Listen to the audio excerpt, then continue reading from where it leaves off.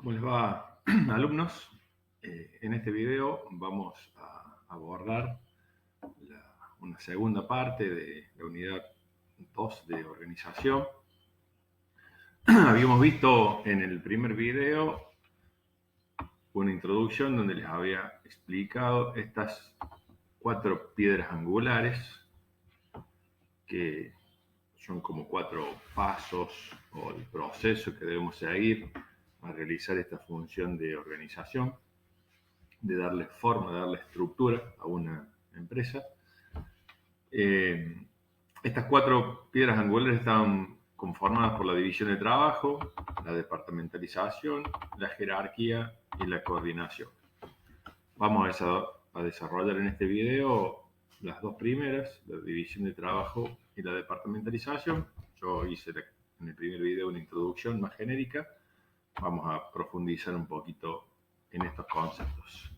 Vamos primero con el primer paso, con el primer proceso, que es dividir el trabajo.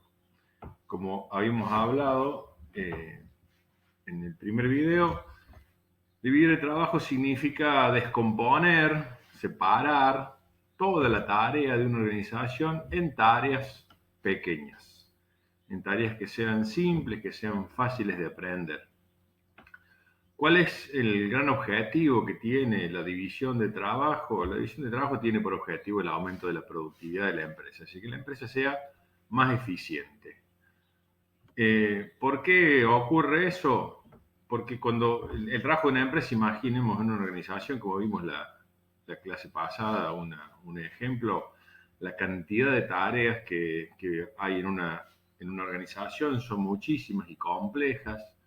Sería imposible o muy difícil de aprender y de ejecutar eficientemente por una persona todas las tareas. Entonces, si en una organización somos varias personas, está bueno como estrategia que nos dividamos el trabajo y hagamos una partecita de trabajo cada uno. ¿Qué se logra con eso? Se logra la especialización. Esta es la palabra fundamental de la división de trabajo, que las personas se vuelvan especialistas en su trabajo. Cuando uno realiza sostenidamente en el tiempo una misma tarea, se vuelve sumamente hábil y conocedor de esa tarea. Y esa habilidad se traduce en eficiencia, se traduce en que lo hace mucho más rápido y lo hace mucho mejor. Con lo cual, si la tarea de todas las empresas es realizada por todas personas, que cada una de ellas es una especialista en el trabajo que realiza, el trabajo de la empresa se vuelve muy, muy bueno en calidad y muy eficiente y muy productivo porque se hace con mayor velocidad, con menores recursos.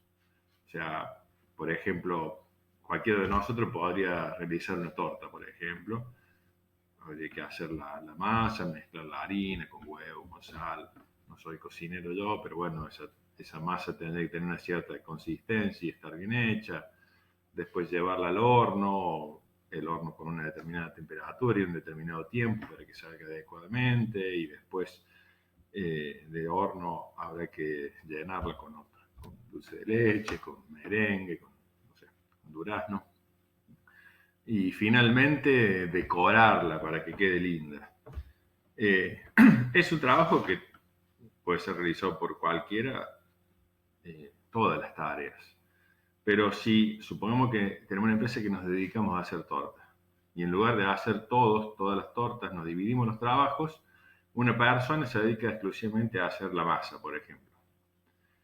Es muy probable que con el paso del tiempo, de hacer la masa, de hacer la masa, de hacer la masa, se vuelva un especialista en eso. La posibilidad de que el R se va minimizando, empieza a tener mucha habilidad para saber cuánta harina tiene que poner, cuántos huevos, cuánto amasarlo, de qué manera amasarlo. Las manos y las técnicas, uno se vuelve muy habilidoso. La persona que decora, seguramente cada vez va a decorar más lindo, cada vez va a decorar con otras ideas, cada vez va a decorar con facilidad, va a ir adquiriendo habilidades para la decoración, con lo cual le va a salir más prolija, más linda. Y así sucesivamente cada una de las personas que van especializándose en un trabajo específico. Esto pasa en todas las organizaciones. Si a medida que uno va realizando un puesto en forma permanente, se va especializando en eso. De hecho, por ejemplo, en los deportes, en el fútbol, en el hockey, en el deporte que practiquen, que son deportes de conjunto, en general, las personas suelen especializarse en puestos. En el fútbol pueden ser arqueros, pueden ser defensores, pueden ser delanteros. Y las habilidades y las técnicas que se utilizan en cada uno de esos puestos son distintas. Entonces, una persona cuando asume un puesto y lo repite, y lo repite, y lo repite, se vuelve especialista en ese puesto, cada vez se vuelve más habilidoso y mejor en ese puesto y lo realiza con mayor eficiencia. Ese es el objetivo de la división de trabajo. Por eso es que es una actividad inevitable de las organizaciones.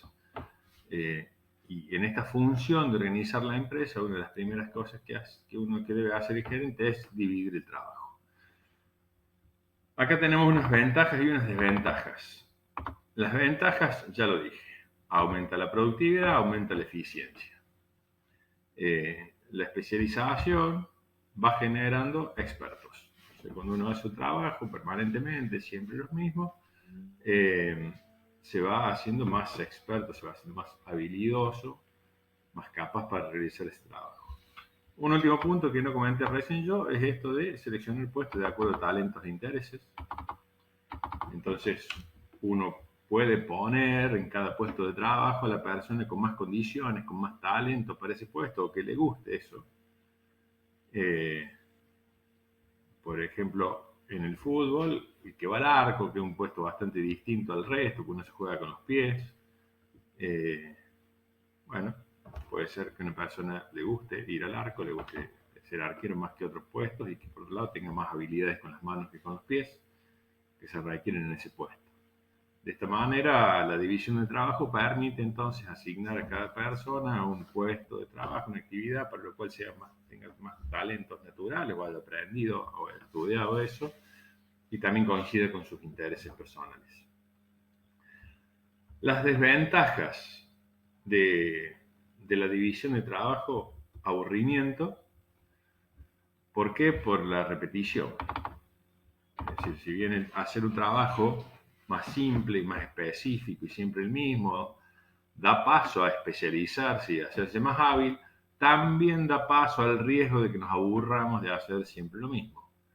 Entonces, por ahí la jornada laboral se vuelve más tediosa, más repetitiva, más monótona, y eso tiene el efecto contrario de la productividad. Cuando uno se aburre, se distrae, cuando uno se aburre, trabaja con menos motivación. Entonces, hay que tener cuidado en la excesiva especialización, la excesiva división de las tareas, porque si las tareas son demasiado repetitivas, demasiado monótonas, dan paso al aburrimiento, que produce el efecto contrario que estamos buscando, que es en lugar de ser más productivo, la gente se puede volver menos productiva.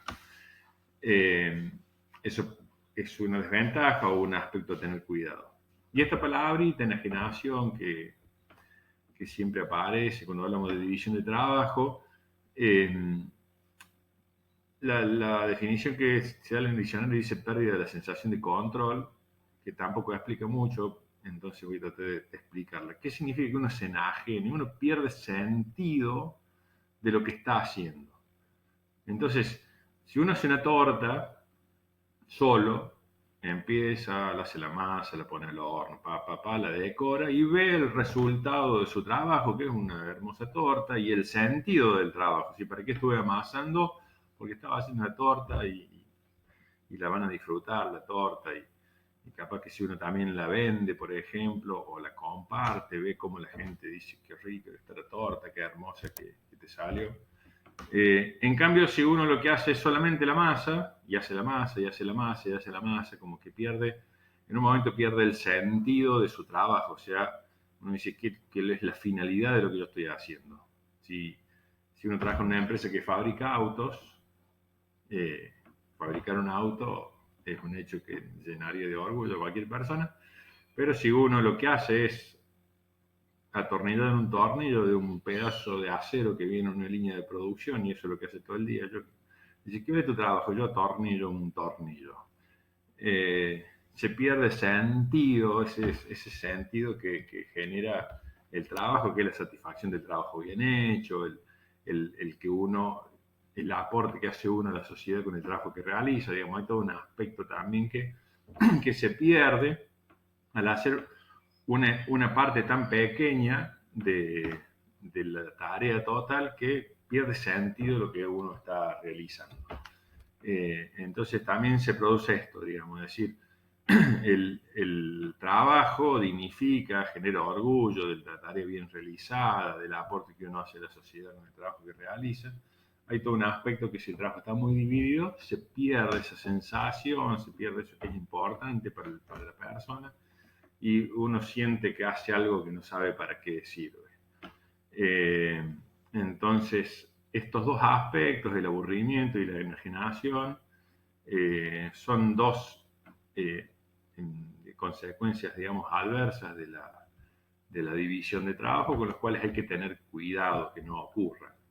Entonces, no estamos diciendo que la división de trabajo es mala, la división de trabajo es muy buena, da paso al aumento de la productividad, da paso a la eficiencia, a la especialización, a que la gente se convierta en experta, por lo tanto hay que hacerlo, pero que hay que hacerlo con cuidado, de manera tal de que no se divida tanto el trabajo, no sea tan simple, tan repetitivo, que termine aburriendo, que termine enajenando a la gente que la está realizando. Y terminamos tirando por la borda la ventaja que buscábamos, que era que la empresa sea más productiva y más eficiente. Acá hay un texto que habla que también la división de trabajo genera una forma especial de percibir las tareas y esta diferencia se llama diferenciación. Sobre este tema lo voy a abordar al último un poquito más, así que no lo voy a tratar ahora. Segunda piedra angular, la departamentalización. ¿Por qué departamentalizamos?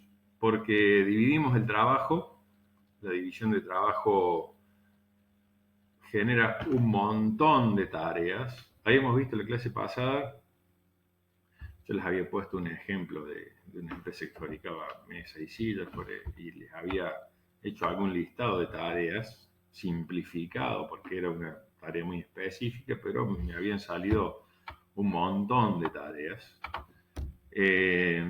Imagínense una empresa más compleja, la cantidad de tareas que hay. Entonces, el paso siguiente, después de haberla dividido a las tareas, es agrupar esas tareas. O sea, vamos con el proceso inverso. Ya no agruparlas todas juntas como estaban al principio, sino agruparlas en grupos que puedan manejarse eficientemente. Entonces, la idea es armar un grupito de tareas que impliquen que haya un grupo de personas realizándola para poner un gerente a cargo de ese grupo de personas que realice ese grupo de tareas específicas para que los puedan manejar eficientemente, porque un solo gerente difícilmente puede manejar el total de las personas que realizan tareas y la diversidad de tareas que se realizan en una organización. Entonces, el segundo paso de organizar una empresa es agrupar las tareas. ¿Con qué criterio las agrupamos? Con un criterio de agrupación lógica, con algo que tengan en común las tareas o la organización en general. Entonces, vamos a ver a continuación distintos criterios por los cuales se puede agrupar las tareas y armar los departamentos. Cada uno de esos departamentos va a tener un gerente a cargo. Acá tenemos un listado de cuáles son las formas más populares, más comunes de departamentalizar, los criterios de departamentalización. ¿En base a qué departamentalizamos? ¿En base a qué armamos grupos de tareas? Vamos a ir comentando cada una de ellas, funcional, por productos o servicios, geográfica, por procesos, por clientes y matricial. Vamos a empezar a comentar, en primer lugar, una departamentalización funcional. La departamentalización funcional implica agrupar los trabajos de acuerdo a las funciones que implica cada una de esas tareas. Entonces, todas las tareas que tienen que ver con una determinada función van agrupadas en un mismo departamento. Esta es la forma posiblemente más común de departamentalización.